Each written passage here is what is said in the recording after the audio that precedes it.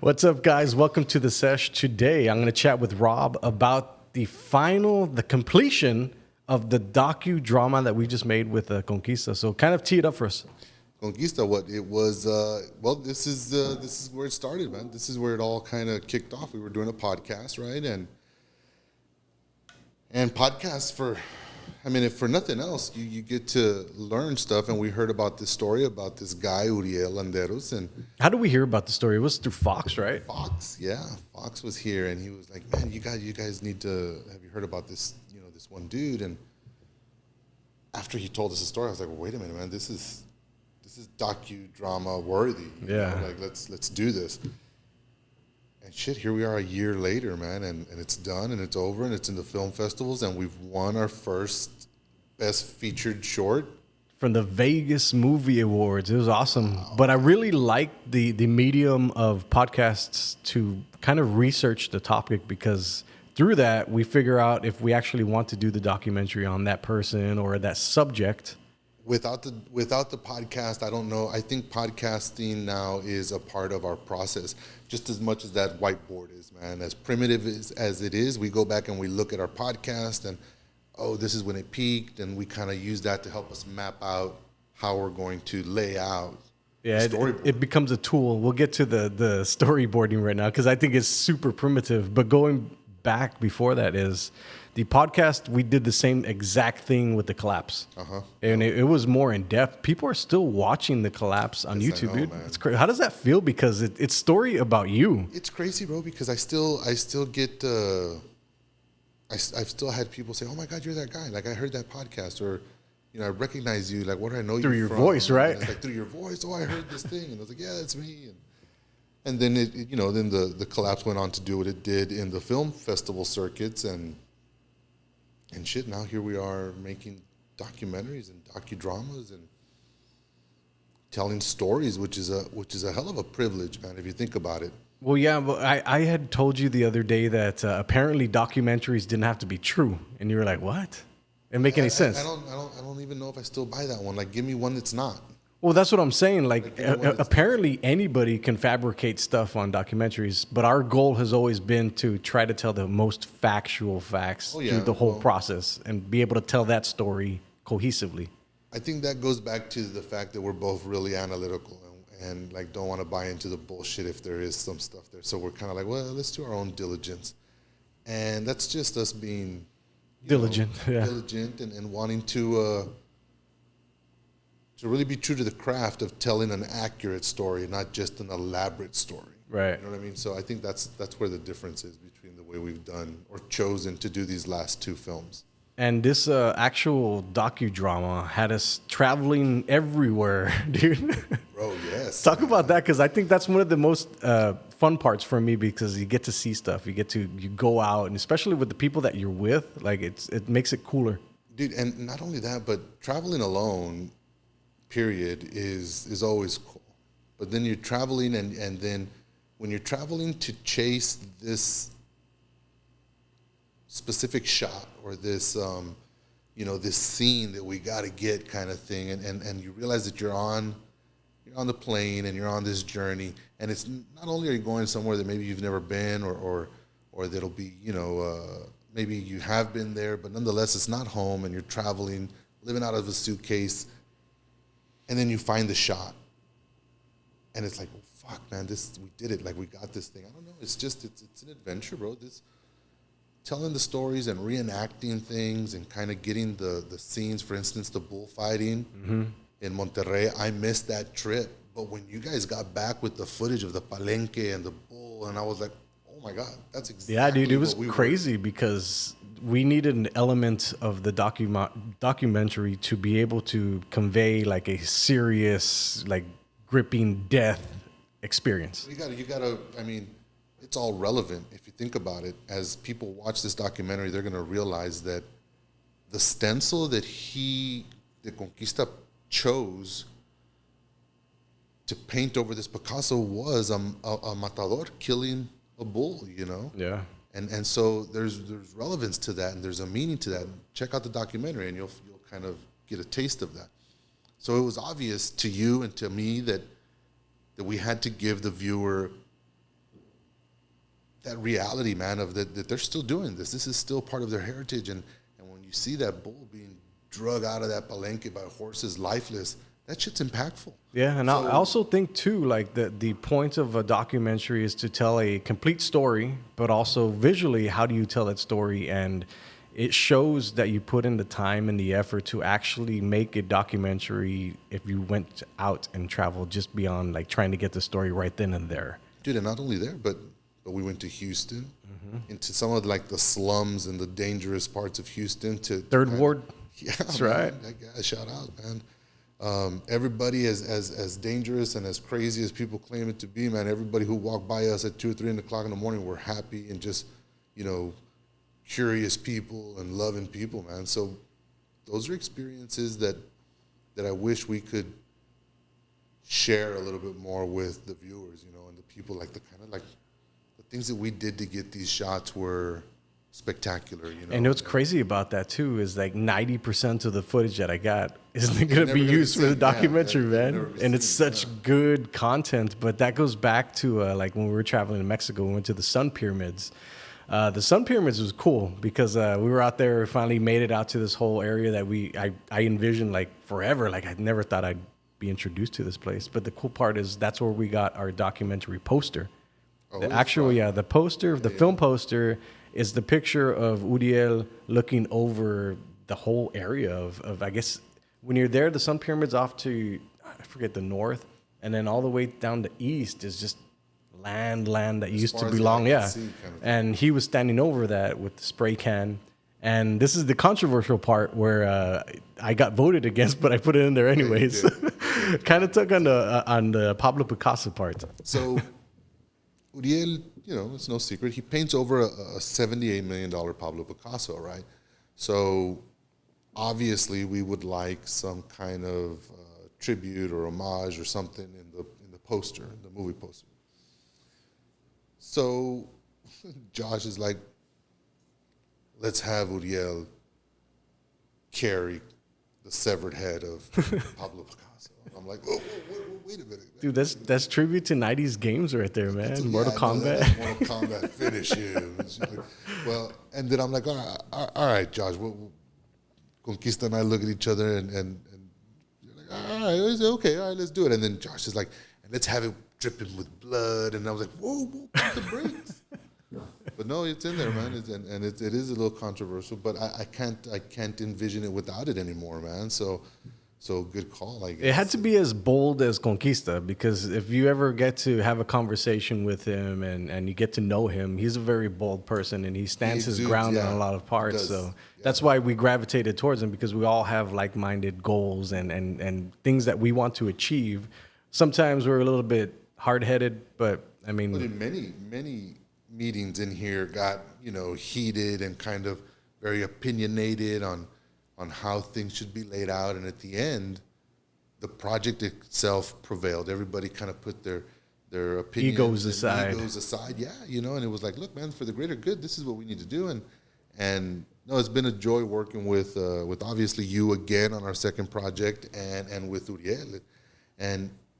And I will say Uriel, and you've heard me kind of switch back from Uriel and Conquista, because they really are two very different, unique personalities. Yeah, the artist. Yes, man. Like, because I've seen him go into this artistic trance, whether he's talking passionately about, something, or whether we were watching him paint and mixing paints and stuff.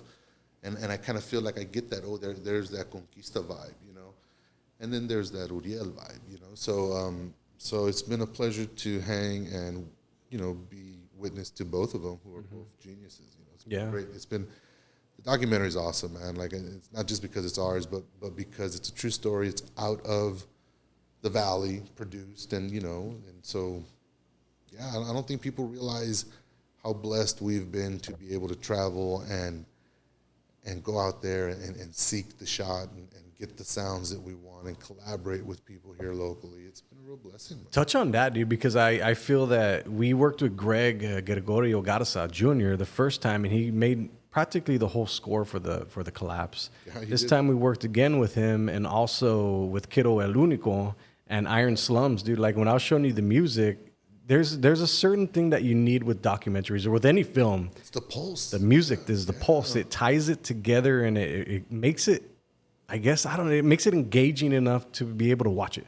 Yeah, it's the thread, man, that kind of brings all the images and the moving parts together and brings it together. Yeah, no, both of them, again, knocked it out of the park. You know, Talented, our first man. time, our second time with Gregorio, and our first time With Kiddo. Say it again. Kiddo. Yeah, man. I find it very interesting because I think our goal as a studio was always to be able to push positivity and bring people, as many people as we can, along for the journey. Of course, they have to have talent, and these guys are some of the most damn talented people we know. It's been a real pleasure and experience watching how they think while they're creating. It's crazy. They're watching, our film, and they're like, "Oh man, let's put this in here," and just the mixing in itself it's fun, bro. I'm glad that we're both passionate about what we have stumbled upon and are thriving at, because the awards speak for themselves, and I was so scared of being a one-hit wonder. I know. Touch on that, because we have many conversations. I don't think people really understand how much we converse on a day-to-day basis, and you feel like a fraud. You feel like, man, if we don't do this again, like, what are people gonna say? Because obviously, I'm huge into the social media space, where I feel reputation is a huge part. Absolutely. And obviously your character has to follow. But I feel like if you say something, you have to do it. Yeah, that's kind of where we're at. It's scary, man. It's scary while anything that people do that you put out to be judged is nerve-wracking, And you and I both, many a times and many a night, sat here thinking, well, maybe, the collapse won what it won because of the story. It had nothing to do with the production. It's a very, very... You'll never hear another story like that, ever. So we were like, well, how can we even top that? Exactly, right? So it's nerve-wracking to embark on a new project that is just as elaborate, and you're going into this thing thinking, I can only go down from where I started, because at this point the collapse has X amount of awards, and now I'm going to try to duplicate that with this other story that is not ours personally. I say that because you treated my story like if it was your own. Right. Now there's this whole other third entity. Can we do it? But we were up for the challenge, and we, navigated some new territory and uncharted paths and shit. For sure. But I think that it's obvious that the film is doing good in the film festival circuits, and well, that's one of the reasons why I really enjoy film festivals, and we've had this conversation before, is because you're being judged on the work that you're pushing out. You're not being judged because they know you. They don't know anything about you. You're submitting a film into a film festival, and it's being judged by people that have no clue who you are. So that is an indicator. That is an indicator. If you win awards, you're on the right track. You're on the right track. Yeah. So I think that's very important for people to understand, is like, a lot of people talk shit about film festivals. Like, yeah, you don't need it, whatever.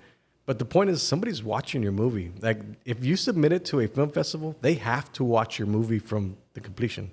Like, they have to watch it all. In its entirety. In its entirety. So all those, they're judging it based off all the movies that they've seen. And I was like, well, maybe there's not even anybody in that series of like docudramas or whatever. There really is. There is, yeah. There's a lot of people that have a lot of content out there that are pushing out really good stuff. Last time we lost to a documentary narrated by who? I think it was narrated by Liam Neeson. That's right. Yeah, man, Mr. Taken himself kicked their ass. But it is what it is, man. But at least we were in the same category as he was. We lost to, we graciously lost. Yeah. Yeah. So it's been a blessing, man. And needless to say that I'm honored, man, to be doing this, and that there are people out there who are entrusting us with their stories. Yeah. So shouts out to Conquista, my friend. Thank you very much. It was an honor and a privilege to share your story, my friend. It really was. And also touching on the other thing, directing. This is the first time because you and I worked closely on the last one together, so it's different directing somebody else. Yeah. So the goal or the role of a director is to make sure that all the pieces that are supposed to work and have the end goal, make sure that those things get done. Yeah. It's a very hard thing. I don't think people really understand. I didn't understand it till this time. Yeah, no, it's a task, man, because people become passionate about their stories and they become passionate about how they want to tell it. And although that is not a wrong way to tell it, it's just not in the sequence that we needed to be told in order to tell the story the way we're telling it. Yeah, there is definitely a process to this whole thing. Like, and I'm glad, that we don't deviate as much once we can pretty much see the path. We'll do some clearing here and there, but we don't deviate from it. We clean it up a little bit, and I think that helps us. Writing things down, the whiteboard, storyboarding, being able to go back and revisit the podcast. All of that shit just Serves as a resource. Yeah, man, definitely, and we can always go back to it and relive that enthusiasm that we felt. Oh, I remember. And so I think our process is being refined, and I think that we're becoming, you and I are becoming two of the, at least at this point, I would assume, two of the more highly decorated directors for documentaries here in the Valley. Yeah, that's something to be proud of. Absolutely. So we'll continue to do this. I think we said for a year or something that we're going to. Yeah, I think the ambitious, but okay. Yeah, the whole thing about Parkinson's law. I'm a firm believer of goals and then having a date set. Yeah. And I think we figured that out really fast because Conquista lives a very fascinating life. Oh, yeah. Like I went with him fast. I went with him to the Navajo ceremony, and I was on my knees for 10 excruciating hours into the night. So these things come up with him often. Like he lives a very exciting life and a fulfilled life. So it's like, this documentary could have kept going and going forever. Yes. And I said, no, we need to figure this out. We need a date. That trip didn't even make the... No, it didn't. No. And some interesting things went on. Yeah, absolutely. Wow. Yeah, so going back to Parkinson's law, if you set a date, it will happen within that time frame. So if you give it a year, it'll take a year. If you give it 2 weeks, it'll be forced to give it 2 weeks. But you have to be clear with that. I think that's one of the things that I learned on this one. Like with the collapse last time, we had a 45-day window that we had to get it done. Parkinson's law again. Yeah. This one, we didn't have a date. And that's why it dragged out for so long because, granted, we got what we needed as we could. But I think had we set a date, I think we could have knocked it out pretty quickly. Absolutely. Especially. But then that goes on to the other parts. Like there could have been certain things that we missed. That it wouldn't have won awards for that. Waste makes waste. So it's always like, what do you do? What do you do? Gotta find that and we figure it out along the way. Yeah, we really are making this shit up. You guys have to go. We just happen to be pretty good at it. Yeah, it's working. So take us out, Rob. You guys, it's been a pleasure. Check out Conquista as soon as it's available. It'll be here in the next maybe 4 or 5 months. You'll start seeing it. And once again, thank you for the support, Josh. It's always a pleasure, my friend. See you guys later. Peace. Bye-bye.